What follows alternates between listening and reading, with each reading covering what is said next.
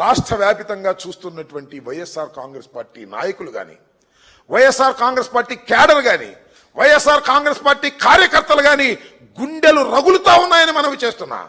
ఇంత దుర్మార్గమైనటువంటి ఎన్నిక చేసి ఏమి సాధిస్తామని మనవి చేస్తున్నా.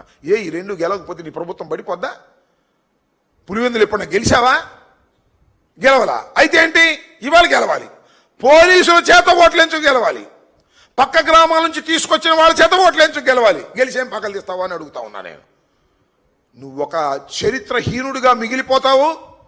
మా హృదయాలలో, వైఎస్ఆర్ కాంగ్రెస్ పార్టీ కార్యకర్తల్లో, వైఎస్ఆర్ కాంగ్రెస్ పార్టీ నాయకుల్లో మంట పెట్టావు. రగులుతా ఉంది మా హృదయాలని మనవి చేస్తున్నా. అంతేకాదు సామాన్యుల్లో కూడా, నీకు ఓటేసిన వాళ్ళకు కూడా, న్యాయంగా ధర్మంగా ఆలోచించే వాళ్ళకు కూడా ఎందుకు ఇంత కక్కుర్తి పడ్డాడు చంద్రబాబు నాయుడు? ఇంత దుర్మార్గానికి ఎందుకు పాల్పడుతున్నాడు? ఈ చిన్న విషయానికి ఇంత దారుణంగా పోలీసు యంత్రాంగాన్ని, ఎన్నికల కమిషన్ని భ్రష్టు పట్టించే విధంగా ఎందుకు చేస్తున్నాడు అనేటువంటి భావన కలగదా? వారు అరేరా అన్నారా? గెలిచి ఏం పగలదీస్తావు? ఒకవేళ గెలిస్తే ఇంత దారుణమైనటువంటి వ్యవహారానికి ఇవాళ చంద్రబాబు నాయుడు గారు దిగజారిపోవటం, దానికి తగ్గట్టుగా కోయ ప్రవీణ్ గారిని బహుశా అందుకే వేసినట్టున్నాడు. అక్కడ రాయలసీమ డిఐజీగా ఆయన పెట్టిందే అందుకు. ఏదో ఒక విధంగా జరిగిన ఎన్నికల్లో వాళ్ళే ఎన్నికలు చేయాలి, పోలీసులే ఎన్నికలు చేస్తున్నారు. చిత్రమైన విషయం, పోలీసులే ఎన్నికలు చేసే కార్యక్రమానికి వాళ్ళ ఒక దుష్ట సాంప్రదాయానికి నువ్వు శ్రీకారం చుట్టావు. దీనికి బాధ్యత వహించవలసింది నారా చంద్రబాబు నాయుడు గారు.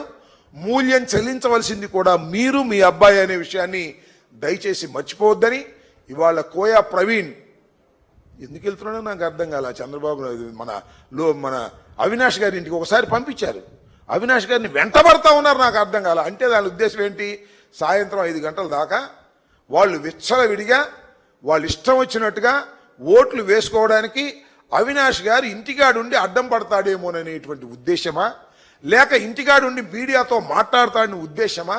ఎందుకోసం మీరు 5 గంటల దాకా ఆయన నిర్బంధించేటటువంటి కార్యక్రమం చేస్తున్నారు? 2 సార్లు వదిలేసిన తర్వాత అని ఈ సందర్భంగా నేను మనవి చేస్తున్నా.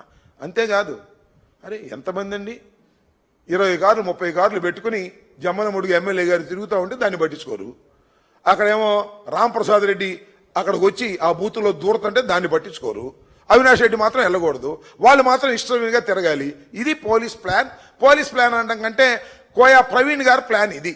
ఈ ప్రకారంగా చేసి సక్సెస్ఫుల్గా చంద్రబాబు నాయుడు గారి దగ్గర శభాష్ అనిపించుకోవాలనేటువంటి ప్రయత్నం చేస్తున్నాడు తప్ప, ఒక ఐపీఎస్ ఆఫీసర్గా, ఒక కాకి దుస్తులు ధరించినటువంటి వ్యక్తిగా ఉద్యోగ ధర్మాన్ని నిర్వర్తించడంలో పూర్తిగా విఫలమై తెలుగుదేశం జెండాని మోస్తున్నటువంటి ఈ పోలీస్ ఆఫీసర్ను చూస్తుంటే నిజంగా సిగ్గేస్తుంది. నిజంగా సిన్సియర్గా ఉండేటటువంటి ఐపీఎస్ ఆఫీసర్లకి సిగ్గు కూడా వేస్తుందని ఈ సందర్భంగా చెప్పదలుచుకున్నాను. ఇది చాలా దారుణమైన, అన్యాయమైన, చరిత్రలో ఎప్పుడు కని విని ఎరుగునటువంటి ఒక దారుణమైనటువంటి ఎన్నికకు ఇవాళ నారా చంద్రబాబు నాయుడు గారు, లోకేష్ గారు పులివెందుల్లోనూ ఒంటిమెట్టలోనూ ఈ నిర్ణయం తీసుకోవడం చాలా దురదృష్టకరం. నిజం చెప్పాలంటే అసలు ఈ 2 ప్రకటించినప్పుడు వీళ్ళు ఈ కుట్రలో భాగంగా ప్రకటించారనేది చాలా స్పష్టంగా అర్థమవుతుంది. దీనికి మాత్రం తప్పనిసరిగా తెలుగుదేశం ప్రభుత్వం, చంద్రబాబు నాయుడు గారు తప్పనిసరిగా దీనికి రాబోయే కాలంలో మూల్యం చెల్లించక తప్పదు అని ఈ సందర్భంగా చెప్పదలుచుకున్నాను.